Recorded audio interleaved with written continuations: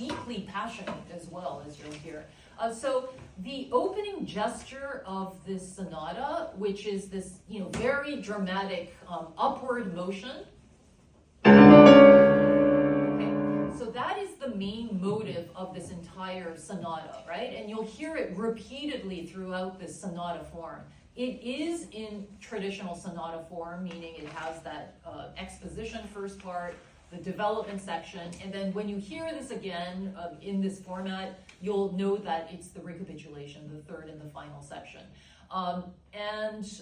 We can talk about it a little more after we hear the whole piece. Or do you want to talk about it? Talk about it later. Okay, sure.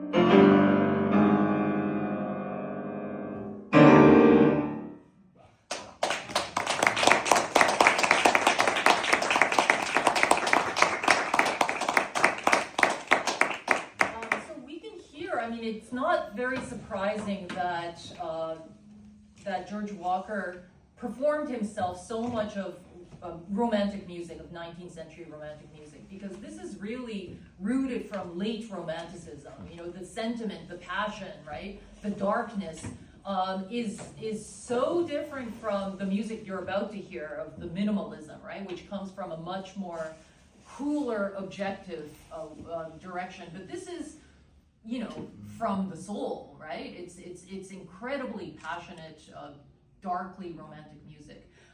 So Sibo, you played this for a while, right? At this point. Well, honestly, this one is considered my auditional piece or doctoral audition. Mm-hmm. So and then semi-recent.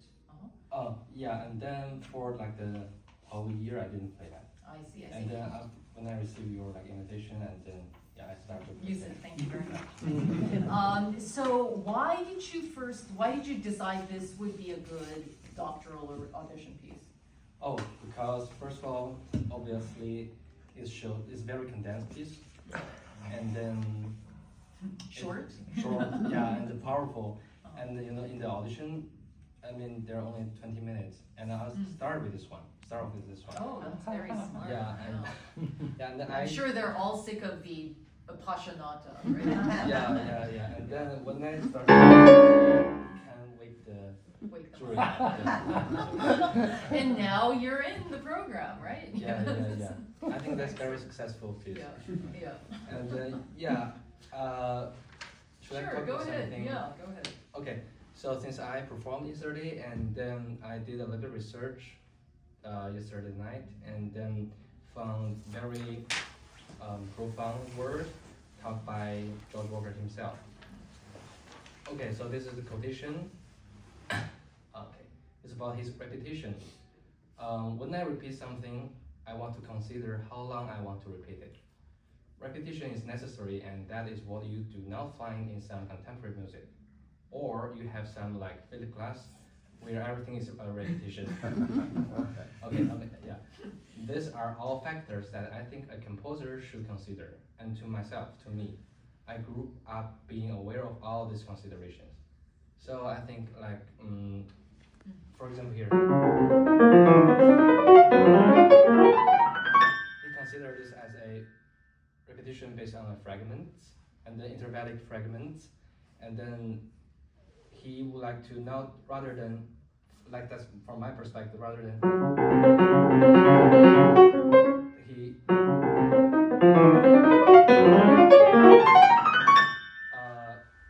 like different rhythmic value from quintet to sextet to 7 to 8 and so on, and then but we can still hear the intervallic relation, which is derived from the theme, the second, and the seventh, and the inversion of the seventh. That's the main interval. Of course, there are several others. Intervals mean the distance between two notes, right? So if it's a second, there are two notes, playing together. And if the bottom note of the second is played an octave higher, it becomes a seventh apart, right? And so the whole piece is based on the distance of two notes versus also 7 notes. Yeah, and then also interesting in this piece, we can hear lots of section.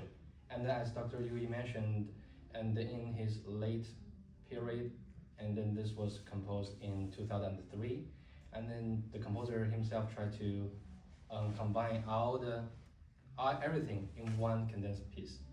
Like compared to his number 2, number 4, which is all so popular to play, but it's very long. It's not. I was thinking play number 2 or number 4 as an audition piece, but it's too long. And then it starts, especially number 4, it starts with a slow introduction and then take time to do the powerful thing. That's why I think this one is better. Yeah. And then just catch the audience eyes and the juror's eyes immediately. And also, since this is a very sectional piece, we can hear the different theme present differently, including like in terms of the different dynamic level. So like,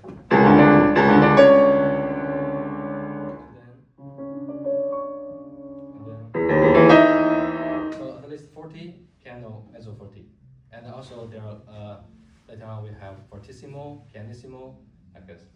And also, because only from hearing my playing cannot tell the tempo marking. Actually, in the score, there are specific tempo markings. The first theme marks 69, and here marks 63. Those numbers, by the way, refer to how many beats per minute, right? So obviously 60 means 60 beats per minute, which means 1 second intervals. Yeah, and then I do find interestingly that I heard himself playing through YouTube, and then he didn't follow his own at all. So, and then also before I come here, I discussed with my professor today, just this afternoon, and then I present him this one before I come here, and ask him if it's too much rubato, and he says it's okay. So the point is make the piece smooth. He said, my professor said, Dr. Surman said, this is a very square piece, very sectional. Now, as a performer, you need to make sure how to make it more smooth, like rather than too sectional. And this is very similar, or like this. So this is a Paganini variation by Brahms, and then it's very square. And then same idea, he wants to show the connecting the phrases like this. Same idea to this one. So now two sections about how to make it more smooth and rubato artistically, like this. And do we have time? Oh, okay, I don't know. Oh. And then yeah, and I really like this piece. And one of my friends in Juilliard who played viola, and then we made a film together. And then the background music is this one. Yeah, and it's very interesting. Intense film. Yeah, and then the film is like ghost film. The main character is me, and then I was trapped in the time loop. So, for example, this is the practice room, and then very dark light. And also related to this music, like expressionism, and want to get out, like the African American composer got such a huge achievement, and then but however his life is still struggle somehow, and then he wants to like explore his negative emotions, and then that's why I'm going to get something like that, and then just break the cage. And then the movie is about I was trapped like in the time loop. I cannot get out of the practice room. I was trapped as a pianist, and yeah, like this is kind of like mental issue. Okay, a man practicing all day, all time, and then then this ghost movie, and then at the end is a bad ending actually. I didn't get out.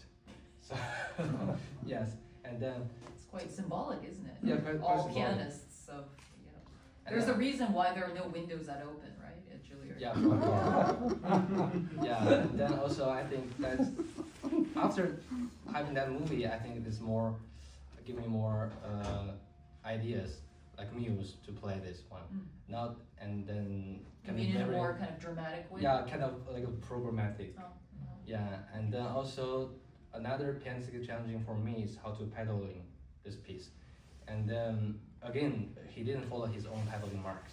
And then I discussed with my professor, and then he says, okay, just imagine this orchestral sound, because he composed lots of orchestral pieces as well.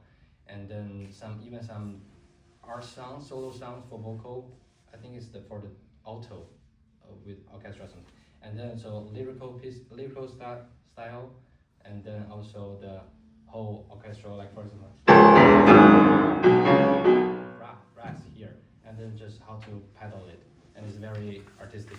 It's very personal, I think, and then I can see every other pianist play this song, play this works, and then pedal, imagine differently. I think which is great. Yeah, I mean we can show different things. And I think that will be all.